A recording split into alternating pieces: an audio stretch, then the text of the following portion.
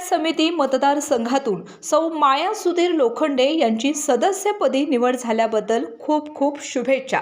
तसेच हजरत राजे बागस्वार व सूर्यापान उर्सानिमित्त येणाऱ्या सर्व भाविकांचे हार्दिक स्वागत। शुभेच्छुक समस्त लोखंडे परिवार रुकडी।